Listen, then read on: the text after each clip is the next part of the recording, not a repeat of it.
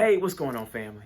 Oh, I can't wait to tell you about this new research that came out talking about the 3 secrets of the world's fittest couples.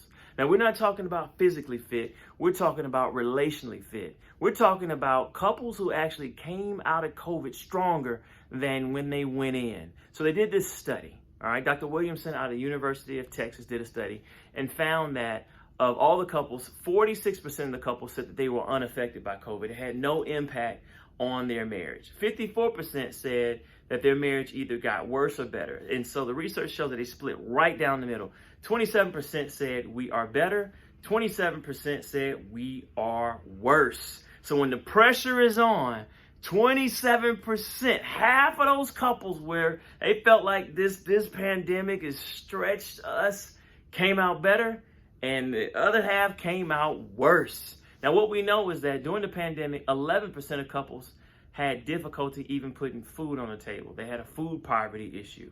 35% had difficulties paying for their household bills, so that we know that the stress is real. It's real in the Ville. You understand. So there are many, over half of American couples said that this pandemic has stressed them. So how in the world did half of that number come out better? I'm going to tell you.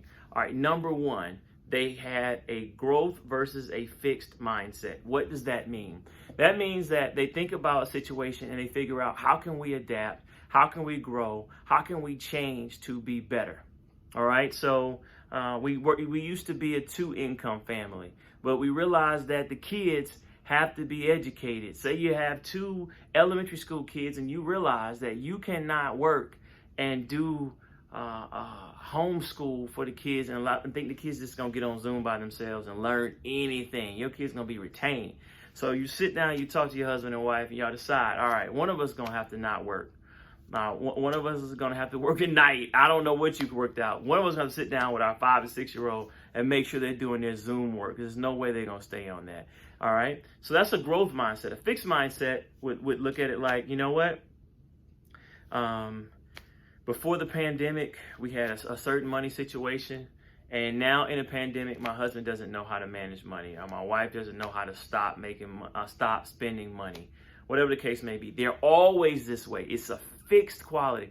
You know, before the pandemic, brother was making love well. Now that he's stressed, not up to snuff. All right, he's lost it. He's lost. Mr. Romance is dead. All right, fixed can't be fixed. Fixed mindset is rigid. It's not going to change. If you have that, and more commonly, you know what? My husband is stubborn. My wife is moody. They don't understand money. We're not equally yoked. If you look at them with those permanent qualities of a fixed mindset versus saying we need to change, how can we grow and adapt to this pressure? All right, you're not one of the world's fittest couples. So make sure that you have a growth mindset, that you can adapt and you can change at any time. You can always grow and rise to the occasion. Number 2, openness. Couples who are fit are open about what's going on in their world and saying, hey, baby, you know, since I'm stressed, libido is not where it needs to be. I might need a little massage. I might need some dinner. I might need to go back to the gym. Or, hey, you know, babe, I need you. I know you've been staying home with the kids, but now that they're giving the option for the kids to go back to in-school learning, I'm going to need you to pick that job right back up, because the way this mortgage and this retirement is looking, I need that dual income kicking back in. You want a brother to make love, but how can I make love? I'm on a laptop all night stressed about the bills. I need to be free to flow. You understand? So they're open about what's going on. Marital disasters, they're closed. All this is in your head. You don't know what your partner's thinking. They can't communicate. They shut down. They get mad. They drink. They smoke. They act out. They're on Instagram half naked. Whatever it is to get attention. No. Be open about the great, the good, the bad, and the ugly, so that you all can move as a unit. And then number 3 is knowledge of your partner. Some interesting things that came out in the research is that a lot of people reported that their love language has changed. Check out a book by Dr. Gary Chapman talking about love languages. And you know, you can look up the 5, but say one of your love languages is receiving gifts.